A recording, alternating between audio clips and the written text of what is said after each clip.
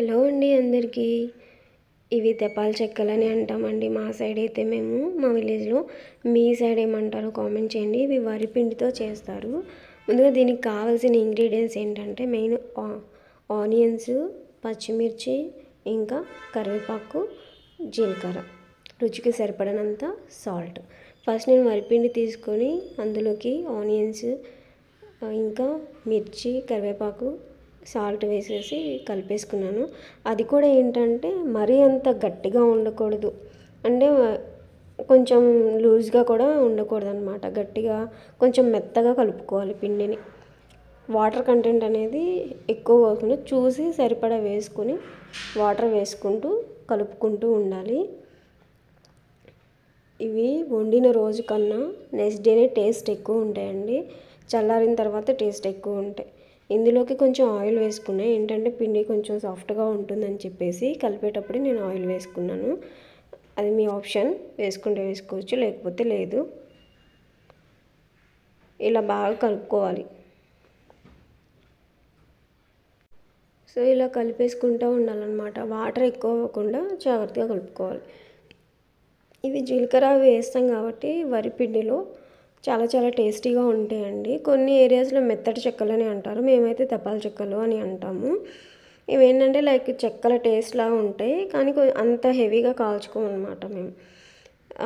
ఏమంటారు, లైట్గా కొంచెం కాలుతాయి, అంత గోల్డిష్ కలర్లో రాదనమాట.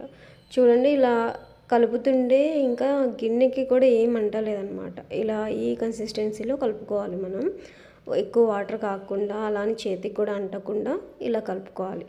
ఇలా కలిపి పక్కన పెట్టేసుకున్న తర్వాత ఒక ప్యాన్ పెట్టుకొని అందులో ఆయిల్ వేసుకొని అది హీట్ అయిన తర్వాత నేనైతే కవర్తో చేస్తున్నా. కవర్ చేతికి వేసుకొని ఇంకా చిన్న ముద్దలాగా తీసుకొని వాటర్ తడి చేసుకొని ఇంకా చేతితో ప్రెస్ చేస్తున్నాను అనమాట.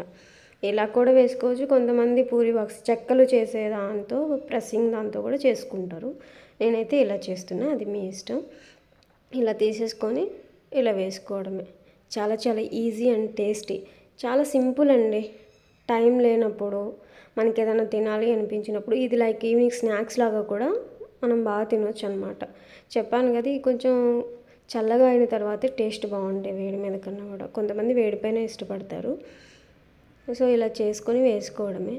ఇంకా వేసిన వాటిని లైట్, మరీ ఆనియన్స్ కూడా మొత్తం మాడిపోయేలాగా ఉంచొద్దు, చేదు వచ్చేస్తుంది. కొంచెం గోల్డ్ కలర్లో అయిన తర్వాత మనకు తెలుస్తుంది ఉడికినాయా లేదా అని చెప్పేసి. సో అలా వేసుకొని తీసేసుకోవడమే. చూడండి ఇక్కడ ఇలా కాలితే చాలన్నమాట. పచ్చిపప్పు దీనికి టేస్ట్ సూపర్ ఉంటుందండి. అవన్నీ వేసుకుంటాం కదా, జీలకర్ర, పచ్చిపప్పు, కరివేపాకు, ఆ ఫ్లేవర్స్ అన్నీ మనకి తింటున్నప్పుడు మనకు అర్థమైపోతాయి అన్నమాట. సూపర్ అంటే సూపర్ టేస్ట్ ఉంటాయి. మీరు కూడా ట్రై చేయండి. ప్లీజ్ లైక్ చేయండి, షేర్ చేయండి, సపోర్ట్ చేయండి.